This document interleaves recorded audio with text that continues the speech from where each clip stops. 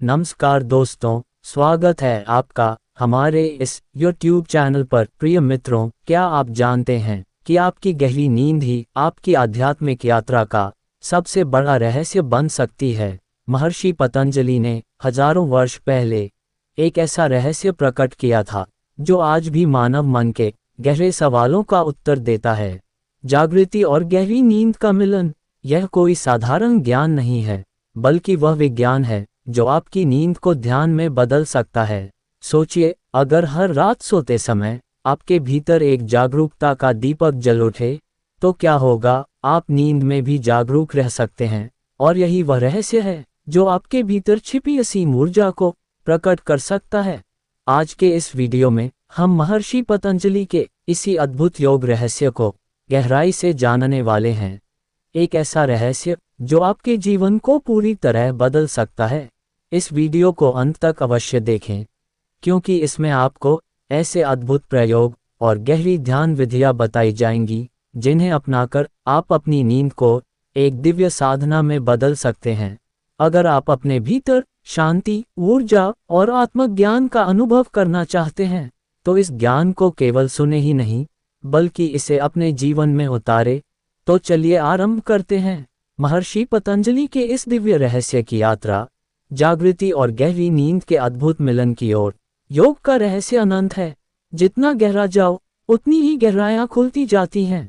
महर्षि पतंजलि ने योग के माध्यम से जो ज्ञान दिया, वह केवल शरीर को मोड़ने की क्रिया नहीं थी, बल्कि यह एक विज्ञान था, आंतरिक जगत का विज्ञान, चेतना का विज्ञान। उन्होंने कहा था कि जीवन की सारी उलझनें मन के विचारों से उपजती हैं, और जब मन पूरी तरह शांत हो जाता है, तब आत्मा अपने वास्तविक स्वरूप में प्रकट होती है। इसी को उन्होंने योग, चित्तवृत्ति, निरोध कहा। लेकिन महर्षि पतंजलि ने योग के इस गूढ़ रहस्य में एक और अद्भुत बात कही। नींद और ध्यान का गहरा संबंध है। उन्होंने बताया कि ध्यान का सबसे सरल मार्ग है नींद को समझना, नींद को जागृति में बदल देना। महर्षि पतंजलि के अनुसार जब हम सोते हैं तो हम अपने भीतर की गहराई में डूब जाते हैं, लेकिन उस डूबने में हमारा होश नहीं रहता। वही नींद अगर जागरूकता के साथ घट जाए तो वह ध्यान बन जाती है। महर्षि पतंजलि ने एक अद्भुत प्रयोग बताया था। जब सोने जाओ तो अपने भीतर एक विचार बो दो, मैं सो रहा हूँ लेकिन मैं जागा हुआ हूँ।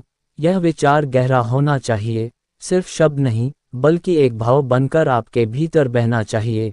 जैसे ही आप अपने बिस्तर पर लेटे, अपनी सांसों को महसूस करें, सांस आते जाते हुए अनुभव करें और भीतर दोहराएं, मैं सो रहा हूँ लेकिन मैं जाग हुआ हूँ। अब ये प्रयोग सरल दिखता है, लेकिन इसमें बहुत रहस्य छिपा है। पहली रात जब आप ऐसा करेंगे, शायद कुछ ना घटे, दूसरी रात भी कुछ विशेष अनुभव ना हो, लेकिन तीसरी या चौथी रात आपको अचानक लगेगा कि शरीर तो सो गया है, लेकिन भीतर कोई जाग रहा है। वही अनुभव ध्यान का प्रथम बिंदु है। मित्रों, इस बात को समझना बहुत महत्वपूर्ण है कि नींद और ध्यान का ये प्रयोग कोई साधारण प्रक्रिया नहीं है। यह विज्ञान आपकी चेतना को जागृत करने का विज्ञान। महर्षि पतंजलि ने इसे योग निद्रा कहा, यानी ऐसी नींद जिसमें आप जागते हुए सोते हैं। अगर आप अपने जीवन में बदलाव लाना चाहते हैं, अगर आप गहरे मानसिक तनाव, चिंता या भय से मुक्ति पाना चाहते हैं, तो इस साधना को अपनाएं। ध्यान रखिए, ये साधना कोई एक रात का काम नहीं है। इसे निरंतर करते रहना होगा, और एक दिन ऐसा आएगा जब आपके भीतर का अंधकार समाप्त हो जाएगा। आप पाएंगे कि आपका मन शांत हो रहा है, विचारों की भीड़ कम हो रही है, और आपके भीतर एक नई ऊर्जा जाग रही है। यही महर्षि पतंजलि का योग रहस्य है। जागृति और गहरी नींद का मिलन, ये प्रयोग आपके जीवन को बदल सकता है। जब ये प्रयोग गहरा होता है तो शरीर पर अद्भुत प्रभाव पड़ने लगता है। शुरुआत में आपको लगेगा कि आपकी नींद हल्की हो रही है, लेकिन धीरे धीरे वही हल्की नींद प्रवेश द्वार बन जाती है। महर्षि पतंजलि ने कहा था कि जब शरीर सोता है और मन शांत होता है, तब आत्मा अपने वास्तविक स्वरूप में प्रकट होती है। इस साधना में जब आप बिस्तर पर लेटते हैं और भीतर दोहराते हैं, मैं सो रहा हूँ लेकिन मैं जागा हुआ हूँ, तो यह वाक्य धीरे धीरे आपके अवचेतन में गहराई से प्रवेश करने लगता है। इसका परिणाम ये होता है कि आप अपने ही शरीर के प्रति जागरूक होने लगते हैं। आपको महसूस होने लगेगा कि शरीर पूरी तरह विश्राम में है, लेकिन आप जागे हुए हैं। पहले यह अनुभव कुछ क्षणों के लिए घटेगा। जैसे ही आपका ध्यान गहरा होगा, आप पाएंगे कि आपके भीतर एक हल्की ऊर्जा का संचार हो रहा है। ऐसा लगेगा कि आपकी सांसें धीमी हो रही हैं, हृदय की गति शांत हो रही है और शरीर हल्का हो गया है। कई साधक इस स्थिति को शरीर के भार हीन हो जाने का अनुभव बताते हैं। इस अवस्था में प्रवेश करते ही आपकी नींद में बदलाव शुरू हो जाता है। सामान्य नींद में हमारा मस्तिष्क अवचेतन की गहराई में प्रवेश करता है, लेकिन वहां हमारा होश पूरी तरह समाप्त हो जाता है।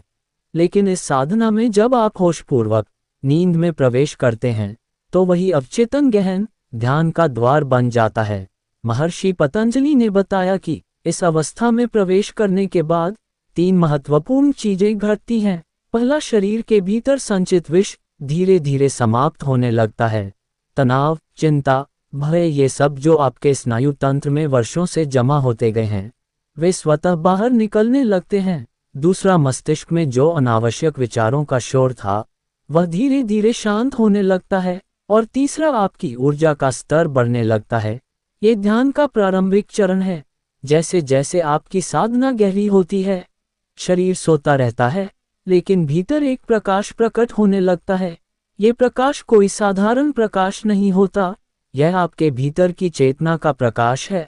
अब इस अवस्था में प्रवेश करने के बाद साधक के सामने एक चुनौती आती है, उस प्रकाश को संभालने की। बहुत से साधक इस बिंदु पर आकर भयभीत हो जाते हैं, क्योंकि अचानक शरीर से जुड़ी हुई आपकी पहचान कमजोर पड़ने लगती है। ऐसा लगेगा कि आप स्वयं को खो रहे हैं। लेकिन यही वह अवस्था जिसे महर्षि पतंजलि ने आत्मा का जागरण कहा है। इस अवस्था में आपको अपने भीतर यह भाव बनाए रखना है, मैं केवल शरीर नहीं हूँ, मैं उससे परे हूँ। यही विचार उस प्रकाश को स्थिर बनाए रखने में सहायक होगा। जब चेतना का प्रकाश गहरा होता है, तो सबसे पहले मन के भीतर की छिपी हुई परतें सामने आने लगती है। वर्षों से दबे हुए विचार, इच्छाएं और भय इस अवस्था में प्रकट होते हैं। पतंजलि ने इसे संस्कारों का उदय कहा है। जब साधक ध्यान की गहराई में प्रवेश करता है, तो उसके भीतर के सभी पुराने संस्कार जागने लगते हैं। वे संस्कार जो जीवन के अनुभवों से संचित हुए थे। इस स्थिति में बहुत से साधकों को भ्रम होता है कि ध्यान गलत दिशा में जा रहा है, लेकिन यह एक महत्वपूर्ण चरण है। ये वह अवस्था है जब मन के भीतर दबी हुई हर छाया बाहर आने लगती है। किसी को पुराने दुखों की स्मृति सताने लगती है, किसी को बीते हुए आघात का अनुभव होता है और कुछ को अनजाना भय घेरने लगता है। महर्षि पतंजलि ने इस अवस्था के लिए एक महत्वपूर्ण सूत्र दिया, साक्षी भाव में स्थित रहो। अर्थात जब मन में कोई भी विचार, भावना या भय प्रकट हो, तो उसमें उलझने के बजाय केवल उसे देखो, जैसे आकाश में बादल आते हैं और चले जाते हैं।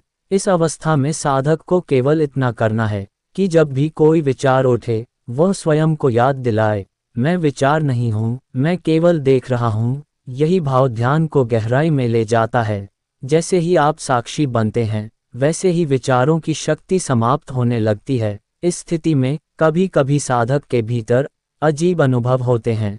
कोई अचानक तेज प्रकाश देख सकता है, कोई अपने शरीर से बाहर निकलने जैसा अनुभव कर सकता है, तो कोई आकाश में उड़ने जैसा अनुभव कर सकता है।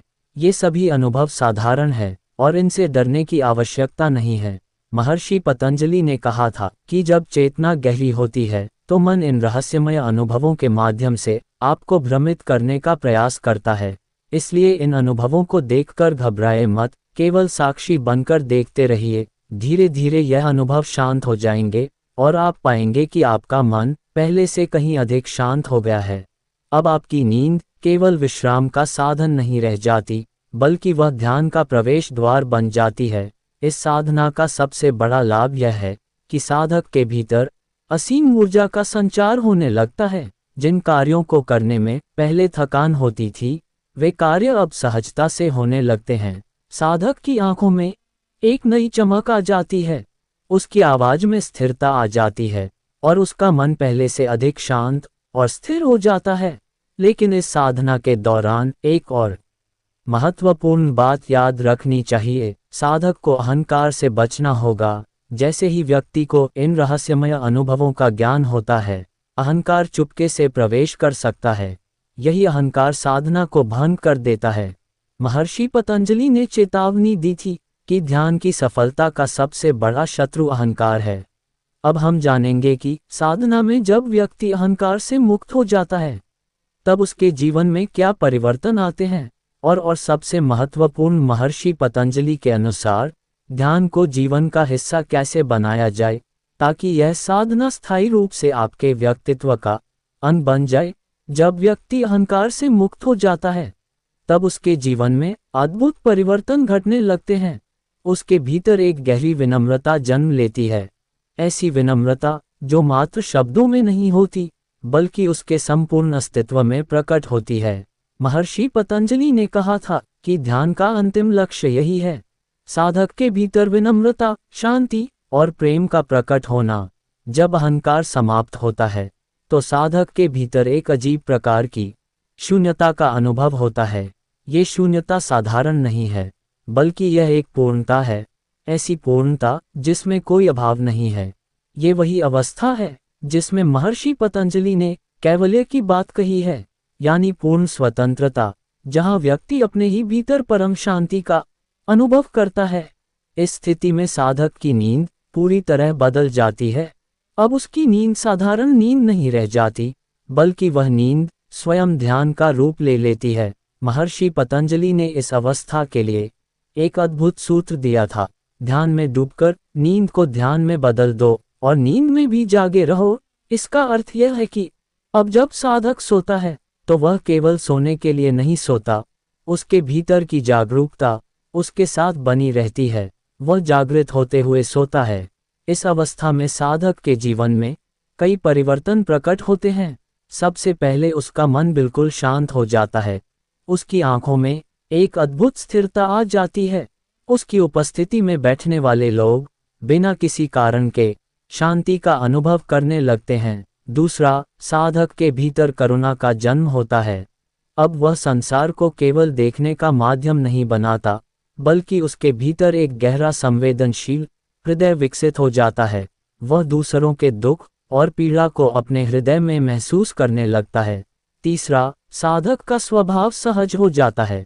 उसके जीवन में जो पहले संघर्ष थे वे धीरे धीरे समाप्त होने लगते हैं। साधक को अब जीवन एक खेल की भांति प्रतीत होता है। लेकिन इस अवस्था में भी एक खतरा है। यह अवस्था इतनी सुखद और आनंदपूर्ण होती है कि साधक इसमें ठहर सकता है। महर्षि पतंजलि ने इस अवस्था को आनंद का मोह कहा है। साधक को इस सुख में रुकना नहीं है, बल्कि इस सुख को पार करके आगे बढ़ना है। महर्षि पतंजलि ने कहा था कि जब साधक इस अवस्था को पार कर लेता है, तब वह अपने भीतर अद्भुत ऊर्जा का अनुभव करता है। यह ऊर्जा कोई साधारण शक्ति नहीं होती, ये वही ऊर्जा होती है जो व्यक्ति को उसकी वास्तविक प्रकृति का दर्शन कराती है। अब हम जानेंगे कि इस साधना का अंतिम चरण क्या है। महर्षि पतंजलि के अनुसार वह कौन सा बिंदु है जहां साधक स्वयं को पूर्ण रूप से जान लेता है।